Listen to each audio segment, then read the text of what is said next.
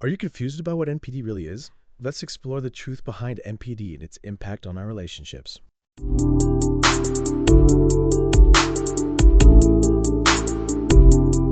Welcome to Cheap Talk, everyone. Today we're diving deep into a topic that's been buzzing around lately, NPD, or Narcissistic Personality Disorder.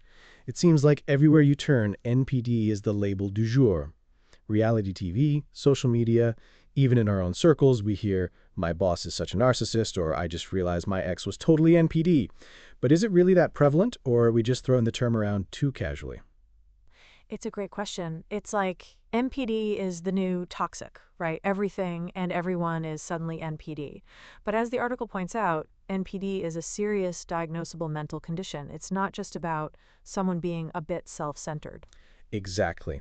The article emphasizes the importance of distinguishing between clinically diagnosed NPD and simply having narcissistic tendencies. There are specific criteria, like a pervasive pattern of grandiosity, a need for admiration, and a lack of empathy, that significantly impair someone's life. It's not a label to be tossed around lightly. And frankly, if you find yourself in a situation with a clinically diagnosed narcissist, it's important to know what to do. Hmm. So what's the difference between having narcissistic tendencies and full-blown NPD? The article talks about pervasive patterns and causing impairment. Can you unpack that a bit? Sure. Pervasive means it affects almost every aspect of their life. It's not just at work or in relationships, it's a constant need for validation and control. As for impairment, it means their narcissism causes significant problems in their work, social life, or relationships. Like, they might have extreme reactions if their partner doesn't show enough admiration, leading to huge blow-ups.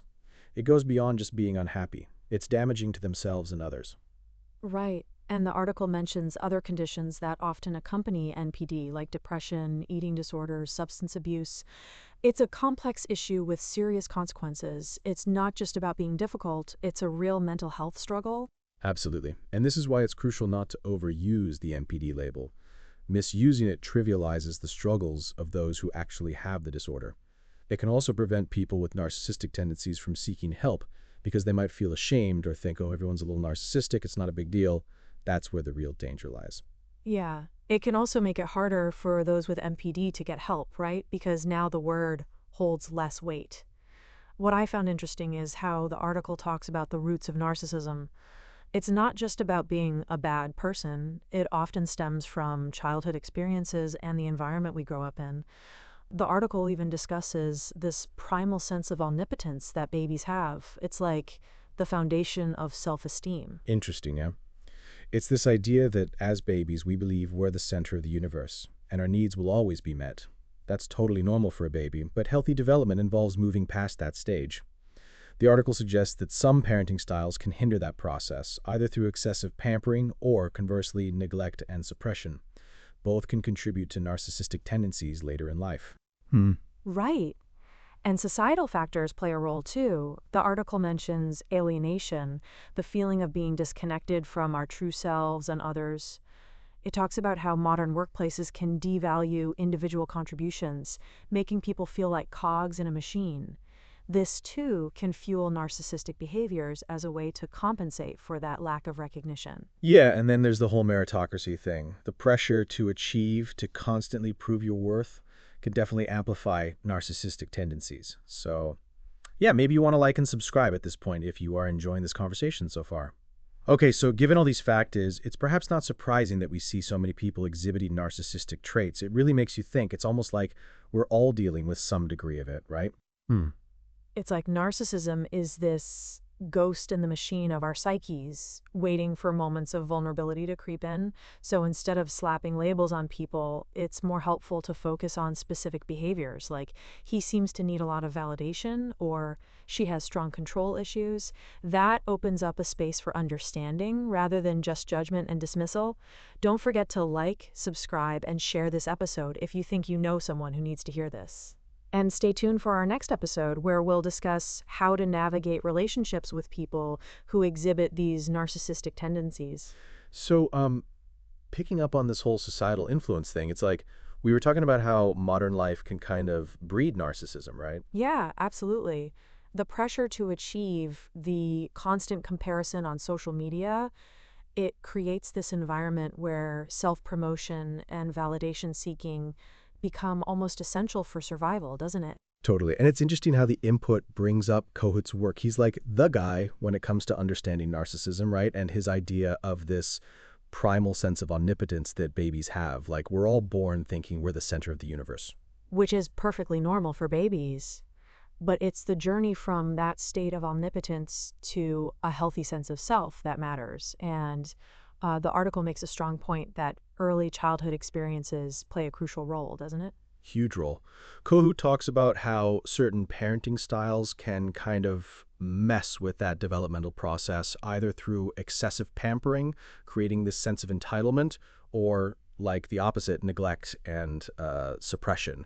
Both can lead to narcissistic tendencies down the line. Makes you wonder how many of these societal pressures are actually impacting parenting styles too, right? Oh, for sure. It's all interconnected. Like, if parents are stressed and feeling inadequate, they might overcompensate by either overpraising their kids or conversely being overly critical, setting them up either way for that narcissistic vulnerability later on.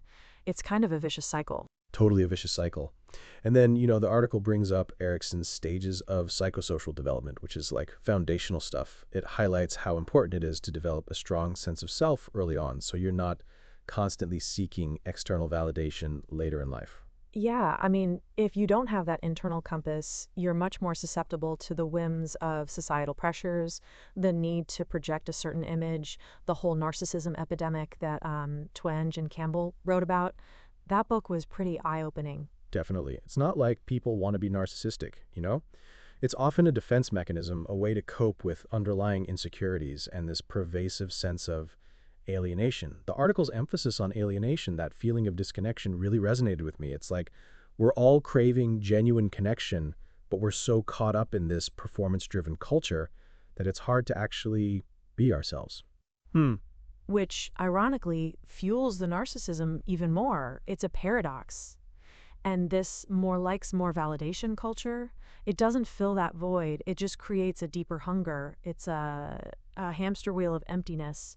We end up chasing a reflection of ourselves instead of connecting with, well, anything real. Absolutely. So I guess the takeaway here is complexity. NPD is a complex issue with deep roots. It's not about labeling people. It's about understanding the underlying factors, both individual and societal, that contribute to these narcissistic behaviors. Exactly. So rather than pointing fingers and yelling narcissist, maybe we should all take a step back and ask ourselves, what role am I playing in this system? And if you're struggling with some of these tendencies yourself, don't be afraid to seek help. There's no shame in it. In fact, it's a sign of strength. We didn't get into how to navigate relationships with these tendencies, but perhaps in another episode. Before we wrap up, don't forget to like, subscribe, and share this episode if you think it could be helpful to someone you know. Thanks for tuning in to Cheap Talk, everyone. We appreciate you spending this time with us.